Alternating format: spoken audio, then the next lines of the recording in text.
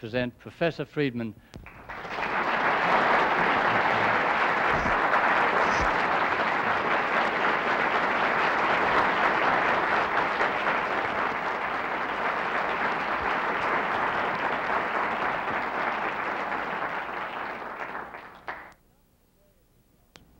My topic today, as you know, is who protects the consumer. In recent years, consumer advocacy has been something of a real growth industry. It's been sparked in this country, of course, by Ralph Nader, who played the same role in developing the consumer advocacy industry that Henry Ford played at a much earlier date, and with much greater benefit to consumer, I may say, in developing the automobile industry. But since Ralph Nader has developed into a multinational conglomerate, he has had many imitators and many successors, and there has been a whole host of organizations and agencies that have developed, supposedly to represent the consumer. These organizations, this whole movement, has had three common characteristics. In the first place, it has been very strongly anti-business. It has portrayed to the public the notion of business enterprises as heartless giants who will go to any lengths to force down the throat or into the hands of the unwilling consumer shoddy products which will break under their hands. Of course, Ralph never tells the contrast between the character of the products that are distributed and the method of distributing them, namely the post office. But in any event, the thrust of the argument is anti-business. A second common characteristic is that it's also highly critical of past government measures. Ralph Nader and his associates have been extraordinarily effective in demonstrating the extent to which past attempts at governmental regulation of industry, past attempts at government protection of the consumer, have been ineffective or counterproductive, the extent to which they have backfired. Some of his studies on the ICC and on other agencies, which I'll come back to in a little bit, have been extremely effective. But in the third place, if you ask what is your answer, what is it that these consumer advocate agencies propose? It always turns out to be more of the same. They always propose that because past regulatory measures have been ineffective or counterproductive, the way to improve matters is to have further regulatory measures by government. Of course, this time they're going to be in charge, and so this time it'll be good people who will undoubtedly, in their opinion, do good things. I should say that this viewpoint, this contrast between their attitude toward past government measures and their attitude toward future government measures is characteristic not merely of the consumer advocates, but of the whole class of people who are termed in these days modern liberals. There are few people who are more effective and more damning in their criticism of past government measures. You ask any modern liberal what he thinks about past welfare programs. Ask him what he thinks about those past governmental programs to improve the inner city of New York, to rescue the poor people in New York from their situation. Ask him what he thinks about past government control of railroads or of anything you want. Indeed, I have increasingly come to the conclusion that the best way to define a modern liberal is as someone who thinks that all past laws are bad and all future laws will be good. Because when it comes down to what they propose to remedy these evils, it always turns out to be the same kind of things that have failed in the past. The movement, the so-called consumer advocacy movement, in its own terms, has been enormously successful. There's been a meteoric rise in the number of governmental regulatory agencies ostensibly designed to protect the consumer. The old agencies, and here I have to refer to my notes because otherwise I wouldn't remember all of them, the ICC, FDA, SEC, CAB, FCC, FTC, FPC, have been supplemented by a host of new ones. The NHTSA, the OSHA, the OPA, the EEOC, the CPSC, the CFTC, the NTSB, and so on. Note that one of the effects of the increasing crowding of the spectrum has been they've had to go from 3 alphabetical letters to 4. I challenge you indeed. It's an interesting contest. We could have a kind of a classroom contest to see if you could translate those esoteric initials I gave you into the names of the agencies, all of which I may say are out there to protect you, supposedly. In 1975, there were at least 27 major federal government regulatory agencies. They issued 60,000 pages of rules. 60,000 pages of rules or proposed rules in the Federal Register. Their regulations occupied no less than 72,200 pages in the Code of Federal Regulations. I went to my bookshelf and measured what that would mean, and it turned out that turns out not to be a 5-foot shelf of great books, but a literal 24-foot shelf of not-so-great books. The expenditures of these agencies on your behalf have literally tripled in the 5 years from 1970 to 75. That's the latest year for which I have figures. They've gone from $1.6 billion in 1970 to $4.7 billion in 1975. And, unless I am greatly mistaken, we ain't seen nothing yet. Those are only the direct expenditures. Those are what the government spends through the budget. They do not include the costs which those agencies have imposed on the rest of us in the form of the standards mandated on us.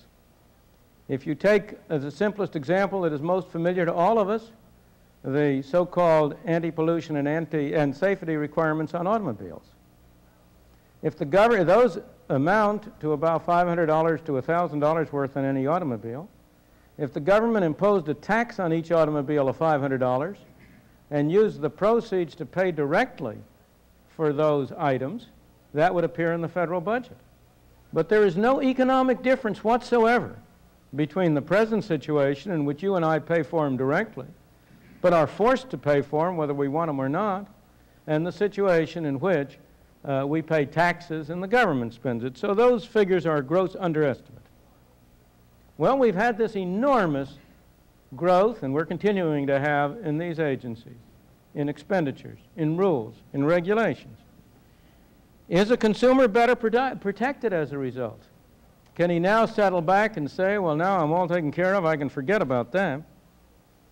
My thesis, and what I'm going to try to persuade you of today, is that the answer is a resounding no. That on the contrary, these agencies, these regulations, these bureaucrats have not only picked our pocket, but they have left us less well protected than we were before. When we as consumers really need help, we'll find the self-styled consumer advocates conspicuous by their absence. Now let me emphasize that I'm not questioning the motives of the people involved. You know, there's an old saying that you all know about what it is that the road to hell is paved with. Intentions are one thing, it's results we want to look at. But let me give you an even better quote, and this is one from Justice Brandeis, going back to the year, I think it's 1928 or 29, in one of the Supreme Court cases, and I quote, "Experience should teach us to be most on our guard to protect liberty when the government's purposes are beneficial. Men born to freedom are naturally alert to repel invasion of their liberty by evil-minded rulers. The greater dangers to liberty lurk in insidious encroachment by men of zeal, well-meaning but without understanding." To illustrate my thesis, before I discuss it at greater length, let me just note 3 recent governmental activities which are clearly anti-consumer. and yet ask, where have our so-called consumer advocates been in respect of them? The three I take as illustrations, and I could take a great many others, are first of all, the recent so-called voluntary agreements negotiated by the U.S. government with Japan to limit the export to the United States of color television sets, and with Hong Kong and Taiwan to limit the export to the United States of shoes for sale here. A second example is the proposal that is under consideration and that has been made by the administration to require that a minimum fraction of oil imported into the United States from abroad be carried in so-called American flag ships, U.S. flag ships. And a third proposal, which perhaps strikes closer to home to the people in this particular audience, is the proposal to ban, the actual action some years ago in banning cyclamates, and the recent proposal to ban saccharin. Now there's nobody, literally no one, who would deny that the first two of those measures, the so-called voluntary import quotas and the oil requirements, there's no one who would deny that that's anti-consumer. The effect of restricting imports of color TV sets will be to make the prices of color TV sets higher and the quality lower. There is no conceivable way in which that can do the consumer any good. The effect of restricting the imports of shoes is to give you a smaller range of choice and to raise the price of shoes. The effect of requiring the oil to be carried in ships is going to raise the cost of domestic oil by sums that have been variously estimated from $200 million to $500 million a year. Who's going to pay for that? The Arab sheiks aren't going to pay for it. The tooth fairy isn't going to pay for it. You and I are going to pay for it as consumers. It doesn't matter whether we pay for it directly in the price of gasoline at the pump or whether we pay for it indirectly in taxes which are used to subsidize the American merchant marine. Either case, we're going to pay for it. So I say there is nobody who would deny that those two measures are anti-consumer. And yet I ask you, have you heard Ralph Nader on the subject? I haven't either. I've been listening. I've been waiting. Have you heard any other consumer advocate on the subject? Have you heard the people who have been proposing a consumer protection agency in Washington on the subject?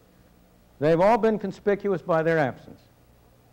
Now the third item, the banning of cyclamates and the proposed ban on saccharin, some of these people would claim it's pro-consumer. But then if you ask him, whom are you protecting the consumer against, the answer is clear. Himself.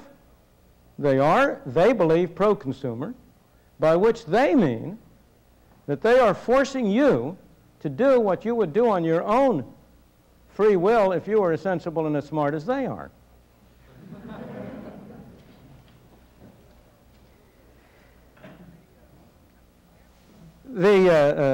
After all, the argument about saccharin and cyclamate is that it carries a risk of producing cancer.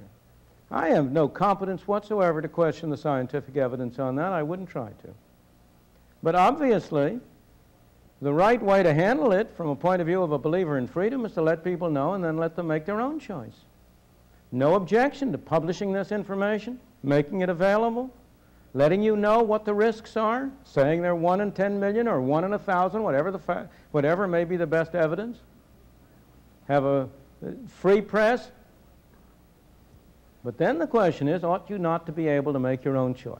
And let me point out to you how utterly inconsistent and contradictory are the people involved in this. I'm going to come back to the FDA later because it's such a fascinating agency in general, and for this group in particular. But let me point out how contradictory the whole attitude is. There is nobody who would deny, there is not a person at the FDA, there is not a person in one of these consumer agencies who would deny for a moment that the smoking of cigarettes is a far greater source of death from cancer and from other diseases than even the most extreme figures you could put on cyclamates and saccharin. If it is right, if it is correct, if it is proper public policy to protect the consumer against himself with respect to saccharin or with respect to cyclamates, the same logic says it is proper policy to prohibit the smoking of cigarettes. I refer to cigarettes, but of course you realize that the same thing is true of booze. Again, the evidence linking consumption of alcohol to human death, both directly through the effect on human health and indirectly through the effect on accidents on the highways, are far greater than any conceivable effect from saccharin or from cyclamates. Indeed, there's no doubt whatsoever that if you could effectively prohibit drinking, you would save more lives on the highway than by all of the so-called safety equipment on cars. The seat belts, the airbags, they don't hold a candle in terms of the number of lives that would be saved to the cessation of alcohol. Now, needless to say, I am not in favor of prohibition. But I am not in favor of prohibition of alcohol. I am not in favor of prohibition of smoking. I am not in favor of the prohibition of cyclamates or saccharin. I am simply in favor of letting everybody know what the risks are and letting everybody do what he, in the fullest of his own wisdom and judgment, wishes to do. So I'm in a consistent position. But the people in the FDA, the people like Mr. Nader, are in an utterly inconsistent position. Now, truth to tell, most of them would be delighted to prohibit cigarette smoking if they thought they could get away with it. They profess to be pro-consumer, but they are only pro-consumer in words in respect to those areas where they think they got a chance of pulling the wool over the eyes of the people whom they supposedly are helping. Of course, the one conclusion I finally have come to after reading all about saccharin and cyclamates and smoking and booze is that the real thing that ought to be on every package that everybody buys, not only on cigarette packages, is the obvious truth that living is dangerous to your health.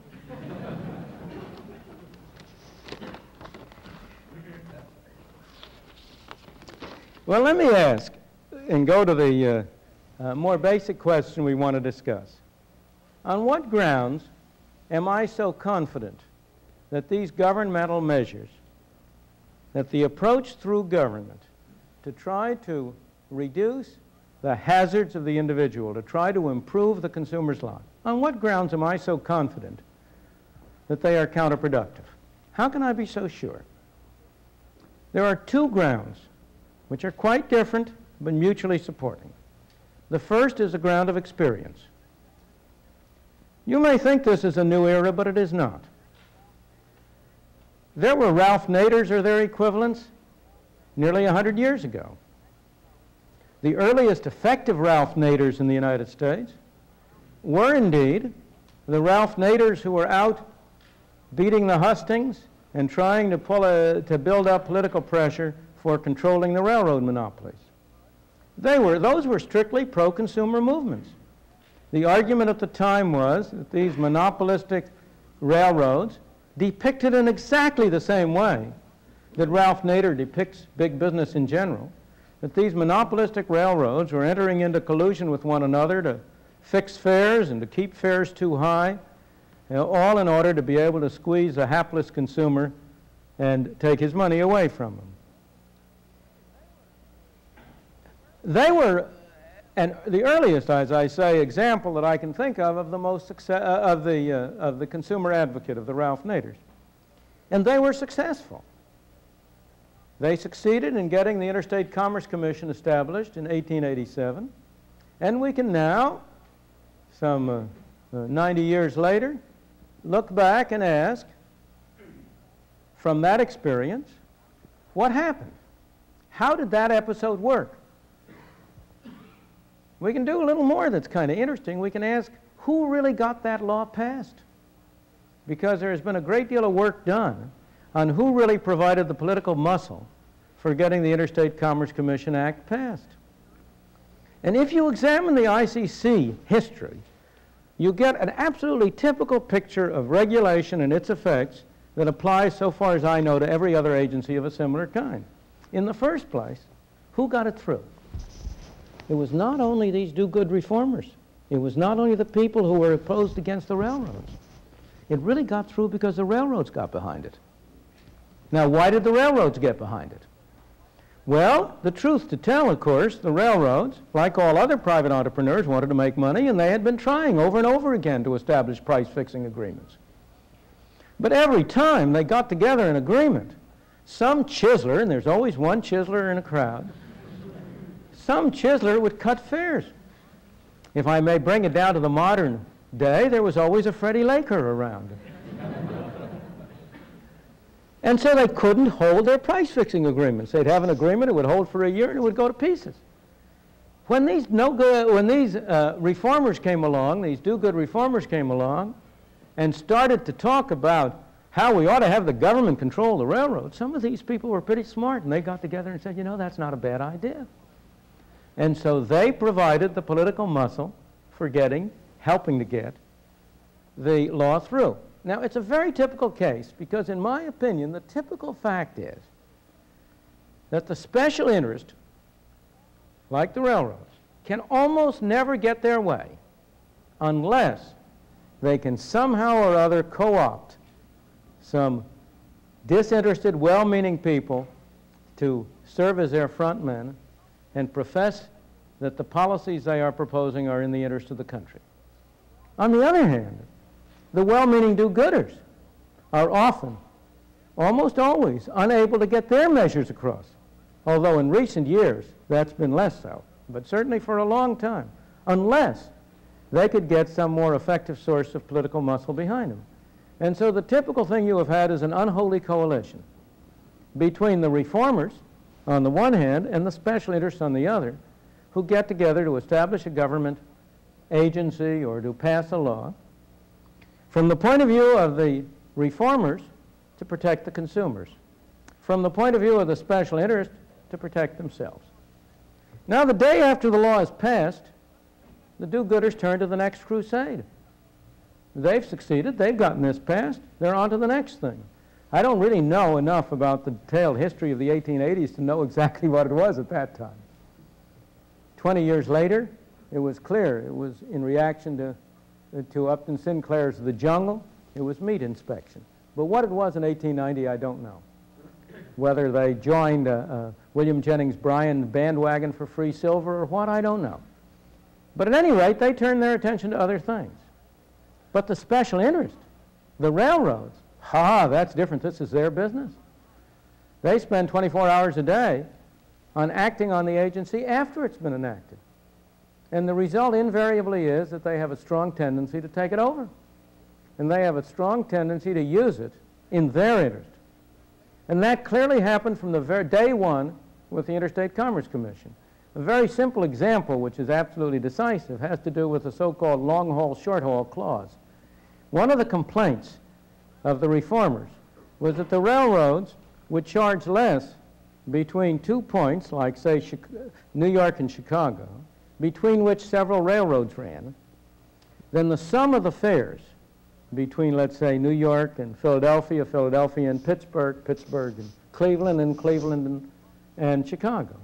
Because the argument went, they had monopolies on those subsections, but they were subject to competition on the long haul, and it was unfair that they should charge higher fares to the people going the shorter segments. The sum of their fares should be equal to the long fare. Well, after the ICC was passed, the long-haul, short-haul differential was eliminated. But I give you only one guess as to how it was eliminated. You are right, the long-haul fare was raised to equal the sum of the short-haul fares. And that's how the reformers helped the consumer. The next step along the line, not the next step literally, but quite a long way down the line on the ICC, was the emergence of automobiles and trucking. Now, there never was any argument for regulating trucks. The arguments from the ICC experience didn't apply. At least there was a plausible case that railroads, there was only one railroad running between many areas, that railroads had some natural monopoly element. There was at least, you can make a plausible case, anti-monopoly case for controlling railroads. But trucks, anybody can buy a truck. You can have an indefinite number of truck companies. Any number of trucks can run in competition even between small places. Why were trucks brought under the Interstate Commerce Commission? Not to protect the consumer, to protect the railroads.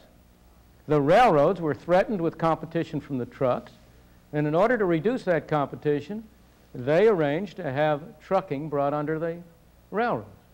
Now, subsequently, the trucks became so powerful that they started to take off over the ICC, and they started to use the ICC for their own benefit at the expense of the railroads. And the story has continued, although in the short run, and this short run was a long time, for 30, 40 years or so, the ICC was clearly a major benefit to the railroad industry. In the long run, it destroyed it. And we are now going in the final stages of government involvement with essentially the nationalization of the railroad industry through Amtrak and through Conrail. And I predict that that movement is almost irreversible, and that within 5 or 10 years we will have a nationalized railroad industry, which will provide you about the same level of consumer service as you get from your other well-known nationalized industries. I've gone into a little detail in ICC because it's the oldest and the simplest. But you will get the same story from almost any other agency you look at. I'll come back briefly a little later to the CAB and the FDA. But I want first, before I do that, to say that's the kind of evidence you have from experience. Now, what does analysis tell you? Suppose you for a moment forget about experience and say, well, let's use our noggins here and ask, what would you expect? In the first place, for the reasons I've already cited, it makes a great deal of sense that an unholy coalition of well-meaning reformers and of businessmen will ultimately leave the businessmen. I say businessmen, I don't mean businessmen, I mean whatever special interest. Whether it be farmers, in the case of the maritime business, it's mostly the maritime trade unions who are the special interest. In the case of the minimum wage law, which is also an anti-producer as well as anti-worker, that minimum wage law is anti-worker, anti-Negro, anti-consumer. It's all of these things, because it raises prices, it reduces employment opportunities, it promotes discrimination against the blacks. So it's all of these things. But in that case, it's the trade unions who are the major special interests. So in talking about business, I don't mean to single them out. It's only that in the early days of this development, and particularly in the Interstate Commerce Commission development, it was business. If you have an unholy coalition between reformers and a special interest, it stands to reason that the special interest is going to win out in the end, simply because the do-good reformers are going to go off to other activities and are not going to devote the energy to it. But in the second place, consider, that point I think is brought out very, very well by the ICC. But consider the other question. Consider the pressures on the bureaucrats. And you put yourself in the position of one of the bureaucrats in one of these regulatory agencies. And ask yourself, is it in your own self-interest to protect the consumer? Well, now, if I take you in the ICC, that case is crystal clear. First of all, the people whom you're going to be dealing with day after day in the ICC are the railroad interests. You very seldom have the passenger who goes once a year from New York to Chicago. He's not going to be pestering you. In the second place, if you ever want to make a career outside the ICC, where are you going to be hired? You're going to be hired by the transportation industry. As you know, the way to become a tax expert is first to get employed by the IRS for a couple of years and then go work for an enterprise. In the same way, the way to become a transportation expert is to work for the Interstate Commerce Commission for a while and then get a job with the industry. But I want to take a case that's not so easy. Consider the FDA, which I think brings out the case much better, the Food and Drug Administration. Originally arose out of the reaction to the Upton Sinclair jungle kind of exposure, but more recently has been moving more and more in the direction of drugs as opposed to foods. Now, you put yourself in the position of an FDA bureaucrat considering whether to approve, let's take the simplest case, whether to approve a proposed new drug. There are two kinds of mistakes you can make from the point of view of the public interest. You can make the mistake of approving a drug that turns out to have very harmful side effects. That's one mistake. That will harm the public. Or you can make the mistake of not approving a drug which would have very beneficial effects. That's also harmful to the public. If you're such a bureaucrat, what's going to be the effect on you of those two mistakes? If you make a mistake and approve a product that has harmful side effects, you are a devil incarnate. Your misdeed will be spread on the front page of every newspaper. Your name will be mud. You will get the blame. If you fail to approve a drug which might save lives, the people who would object to that are mostly going to be dead. You're not going to hear from them. It's more extreme. It's more serious. Because suppose you fail to approve a drug which isn't so dramatic that it would actually save lives, but would just improve the comfort of everybody. Suppose in the 1890s there had been a present FDA and aspirin had been offered to it as a drug. It would never have been approved. Now, aspirin may not save very many lives, but it certainly has produced a tremendous improvement in human comfort over the decades. But that improvement, nobody would know it had been denied them. That's really the point with which I started when I came in here about the policy of rationing as opposed to a price mechanism. The people who are outside. The bureaucrat who turns down what ultimately would turn out to be a good drug, not many people are going to complain about that. Now, there will be some. The people who develop the drug will complain about it. But then you can dismiss those. They are special pleaders. They're just trying to pursue their own narrow, greedy self-interest at the expense of the innocent, gullible public. There will be some physicians, perhaps, who have been involved in it. A few patients who have tried it on an experimental basis. If you have the present situation of different standards in different countries, there will be some feedback from abroad. There will be people who have gone abroad and heard about this, so there will be some objections. But I think you will agree with me that as a bureaucrat, your self-interest lies in taking all kinds of chances of failing to approve a good drug in order to reduce the chance that you will approve a bad drug. And consequently, the net effect of the self-interest of the bureaucrat, and I'm not questioning motives. I'm not saying they're bad people. They're not. They're perfectly good people. Their intentions are fine. They're you and me. If any one of us were in that position, if any one of us took a job, I might go on and say that those of us who didn't take that attitude wouldn't hold those jobs very long. There's a selective process. Evolution works in every area. It doesn't only work in monkeys. It doesn't only work in social in physical characteristics. It also works in social institutions. And those bureaucrats who gave a proper balance to approval on the one hand and disapproval on the other would not have a long life in governmental bureaus. They would be pilloried, and they would be kicked out. And so those bureaucrats who survive will only be able to survive if they follow a policy that is very harmful to the consumer. The results are very predictable for the reasons I've given. The results are that you will have an excess of prevention of good drugs in order to avoid excess of prohibition of good drugs, in order to avoid admitting a few bad ones, that you will increase the costs of doing medical research, that you will reduce the amount of medical research done, that you will reduce the battery of drugs available to the public.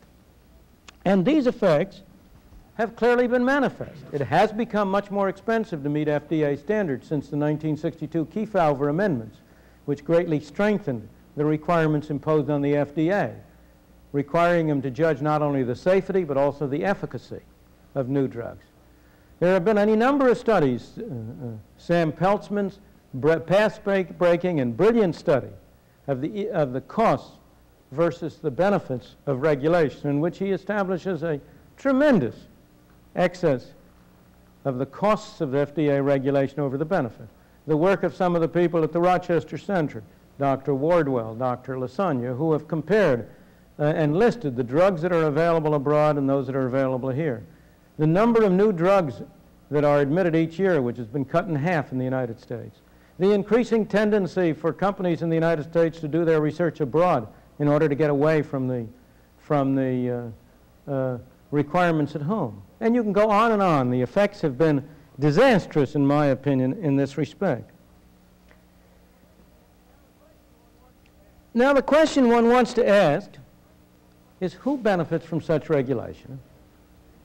We've seen that if you have things like ICC, FDA, CAB, SEC, FPA, et cetera, we've seen that the consumer is hurt. Who benefits? The obvious beneficiaries are, of course, first, the do-good reformers who get these measures across. They benefit, the Ralph Naders and his group benefit because they get publicity, they get, and if, no, let me not put it that way. Let's assume they're perfectly sincere. They get the achievement of their objectives. They get what they're looking for. The bureaucrats who get hired benefit. Again, one of the most rapidly expanding areas of employment is employment within these regulatory agencies. I have to confess that in part I'm talking against my professional interests. The thing that has kept the market for economists high ever since the New Deal days, that has meant that in the recent years when the demand for most other professions have gone down, the demand for economists has stayed high. The thing that has kept the demand for economists high has been increasing government regulation. Indeed, lawyers and economists are about the only two groups in the community who are in a very good position to make sure that the demand keeps up with the supply.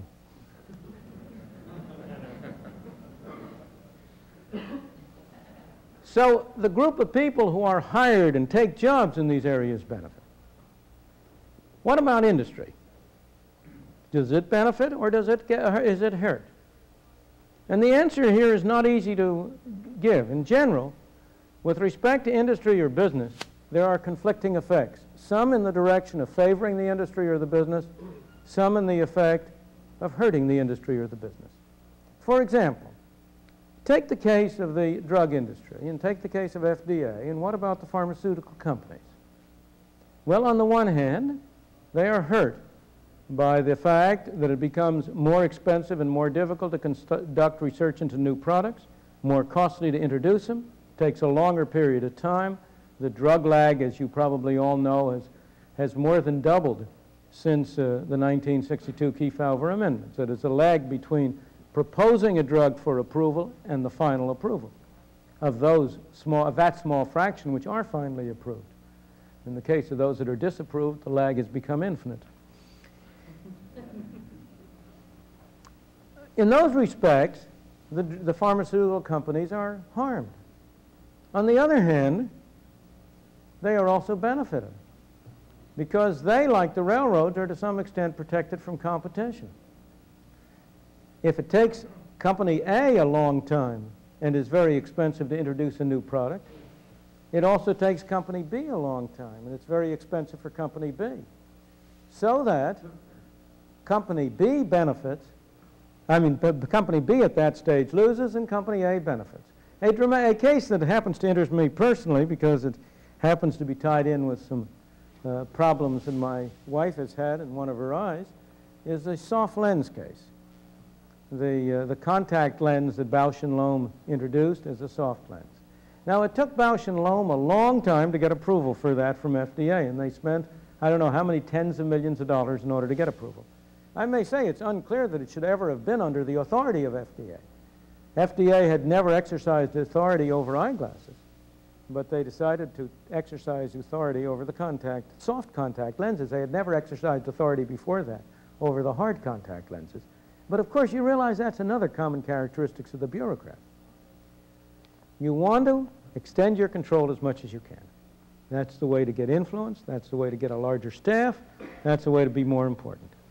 So, of course, every bureaucrat in his own self-interest will tend to find that his power covers any questionable area.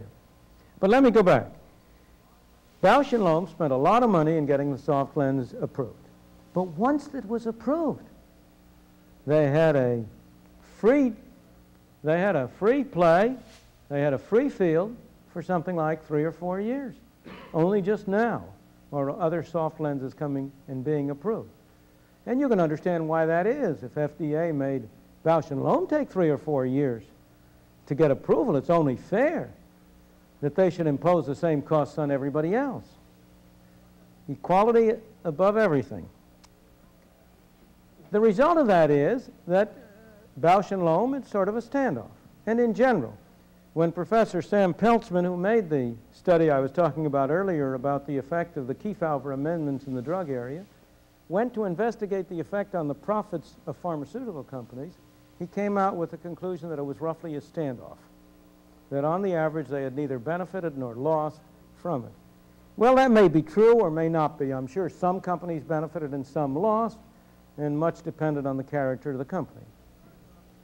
In the short run, it may be a trade-off. But in the long run, over a longer period of time, I have no doubt that the industry loses because it ceases to be a private industry sooner or later. If you take the railroads, again, the history over 100 years of the railroads is an excellent example of what is the natural course of governmental regulation and governmental policy. It inevitably goes from regulation to subsidization to ultimate takeover. And if that took 100 years, or 90 years really, for railroads, you know, there's technological improvement in all respects. Now let me turn to the positive side. How can the consumer be protected? How is he protected? The clear answer, the answer that in my opinion cannot be denied, is that the most effective protection of the consumer is free competition. Free competition at home and free trade throughout the world. It's the free market, free private market, with free competition everywhere that is his best protector. The great danger to the consumer is from monopoly, whether it be private or public. The great protection of the consumer is having alternative sources of supply. The thing that keeps the consumer from being exploited by Mr. X is that if Mr. X tries to charge him too much, he can turn to Mr. Y. Governmental regulatory agencies hurt the consumer because they promote monopoly, because they prevent new entry, because they keep down the number of potential competitors. And they do so both at home and in respect to what happens from abroad. Because once government regulates an industry, it no longer can really stand idly by if that industry tends to be affected by imports from abroad, because now it's got an obligation, having imposed costs on the industry, it has to, as it would say, protect it. Within a country, competitive forces make enterprises serve the consumer. That's the only way they can get money. That's the only way they can make money. The only way any enterprise can get money is by selling a consumer something he's willing to pay for. People often say to me, why do you make such a big difference between private enterprise and government enterprise? What difference does it make? Whether you have a great big General Motors Corporation, it's a bureaucracy of the most extraordinary size, or whether you have a great big government corporation producing automobiles. Well, it makes a big difference. And the difference is that there is no way in which General Motors can get $1 from you unless you agree to hand it over. General Motors cannot send a policeman to pick your pocket, but the U.S. government can. And as a result, General Motors must serve your interests in a way which the U.S. government as a whole or a government agency does not have to. It's the possibility of other competition. It's because if General Motors doesn't serve your interest, you can buy a Ford product or a Chrysler product, or you can buy a Volkswagen, or you can buy a Toyota. That's what prevents General Motors from exploiting you. Look at the record. Suppose you compare what has happened over the past 50 years in the development of transportation by automobile and transportation by rail. Is there any comparison between the extent to which the consumer interests have been served in the one case and disserved in the other? Why? Because the automobile industry was competitive, had to compete at home and abroad. The railroad industry was subject to government regulation. Or compare what has happened to the technical perfection of the delivery of sound via hi-fi and of written messages via the post office. No government agency has been behind the enormous technological improvements in the hi-fi area. Government legal monopoly has prevented equally great improvements in the transmission of messages by mail or similar means. Or if you want a still more personal letter, if any of you, and I know there's at least one in this room who is, but if any of you speak native French, French is your native language, try talking French with a graduate of a Berlitz school and a graduate of a public high school and see how they compare. Again, why? Or in the international trade area. I've already mentioned the great case of Fred Laker. One of the worst areas of regulation in the United States has been the Civil Aeronautics Board. It's very hard to believe, but it's true, that since the Civil Aeronautics Board assumed control over the airlines in the 1930s, not a single new trunk line has been approved for operation in the United States. The number of major trunk lines in the United States is now less. There are fewer of them than there were in 1938 or 39. Fares have been kept unduly high. There's strong evidence that had you had free competition in the airline industry's fares would have been roughly half what they are now. We get that evidence from cases which are very interesting. The case of the PSA airline, the Pacific Southwest airline in California, which because it was an intrastate airline with California being big enough to support an airline, did not have to get CAB approval for its fares and schedules. Now that's a very, very interesting case in two respects. Its fares were about 60% of comparable CAB-approved fares, and yet it made money and did very well. From that point of view, it's a great advertisement for freedom of competition. But the next step is really equally interesting. No sooner did PSA get established than it lobbied the California state legislature to impose the equivalent of CAB within California to prevent other people from doing the same thing. So as I say, it illustrates both parts of the story and explains why it is that you and I as consumers have to look after our own interests and not trust to surrogates, whether they supposedly speak in our interest or not.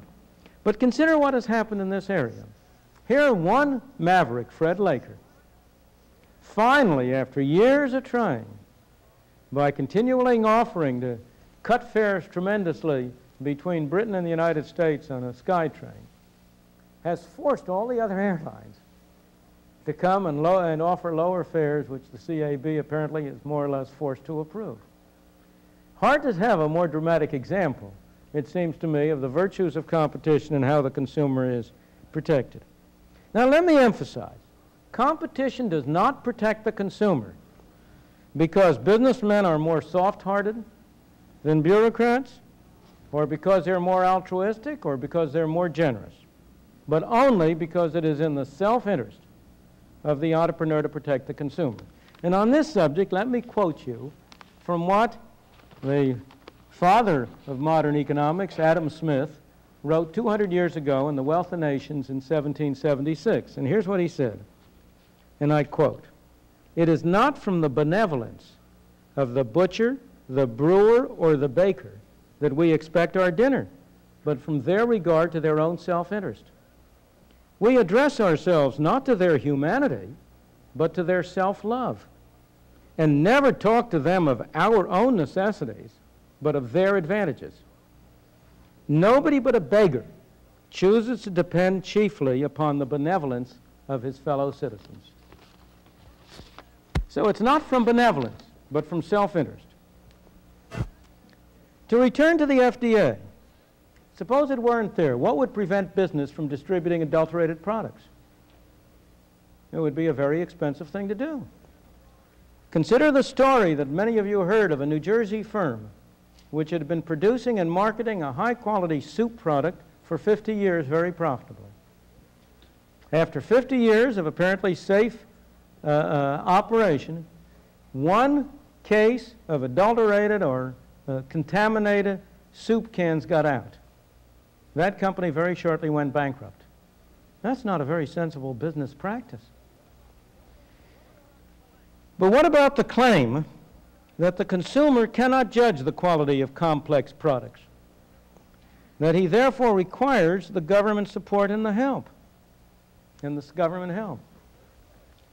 There are two answers to that, and the market provides a very excellent answer.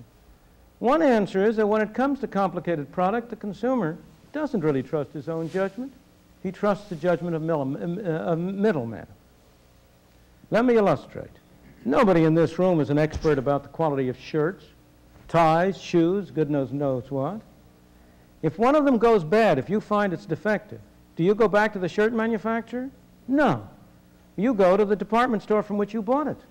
And the department store is acting as your middleman, and indeed the reason the department store can exist and make money is because it can get the consumer to have confidence that the department store will sell it a good product for the price. In the same way, you will rely on a Sears Roebuck or a Montgomery Ward or a General Electric or a General Motors, not because they are altruistic, but because it is in their self-interest to build up their capital, to get the reputation and the standing which would be destroyed if they consistently turned out bad products. Moreover, there's no perfection in this world. We're never going to be protected against all defects. What about the claim that if the consumer cannot judge the quality of the complex products, therefore the bureaucrat can? What about the evidence that has appeared that all of the studies about cyclamates, I say all of a very shoddy list of studies that the FDA relied on, they have been disproved. I understand they have been disproved by further research. Now there's one important difference there. If a business firm does something wrong, as in that case of the soup firm, it goes bankrupt and out of business. But if the FDA or a government agency makes a mistake, that expands the staff of that government agency. What about the claim that consumers can be led by the nose by false advertising? The claim that people like John Kenneth Galbraith have done the most to propose. Well, the simplest answer is that he can't be. And if you don't believe it, ask the man and ask Mr. Ford what happened to the Edsel. Promoted by an enormously expensive advertising campaign, one of the great duds of all times. The fact is that the consumer is going ultimately to decide on the quality of the product he buys and not on the claims. And on the contrary, he's going to be put off by the claims. Is in any event, again, we must always compare alternatives. It's no good to point out a problem. You can't beat a candidate without a candidate. You must not compare the real world with an ideal alternative. You have to compare real with real. And we have to ask, if business advertising is misleading, is a monopoly of government advertising an answer? I submit to you that I know no advertising widely dispersed that is more misleading than government advertising. If you read what the government agencies say about their products, for example, the advertising used by the Treasury to sell its savings bonds, any bank that advertised its product that way would be hauled before the FTC before you could say Jack Robinson. Or the advertising which Social Security uses to sell its shoddy product. So government monopoly is hardly a solution. Finally, and most important, does it pay enterprises to engage in false advertising? It's like the question of whether it pays them to produce shoddy products. Of course, occasionally, a fly-by-night outfit can make some money by fooling people. But you know, Abraham Lincoln was absolutely right when he said many, many years ago, you can fool some of the people all the time. You can fool all of the people some of the time, but you can't fool all of the people all of the time. The profits of most enterprises depend on continuing custom. They don't depend on a one-time sale. And it is therefore in the long run self-interest of the company, in its own self-interest, to be sure that its advertising corresponds to the product it is selling. As I say, of course, there will always be some shoddy products. There will always be some quacks. There will always be some con artists. We got to wait till the next world before we get rid of them. But we have to look at the real world and ask how the consumer can be best protected in this world. Here, to go back to where I began, the so-called consumer advocates may be sincere. They may be firmly persuaded of the rightness of their case. Or they may be ambitious men seeking acclaim, influence, and political office. It doesn't matter. Whichever be the case, as consumers,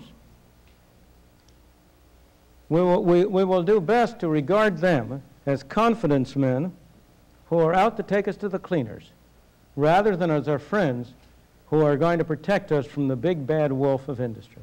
Thank you.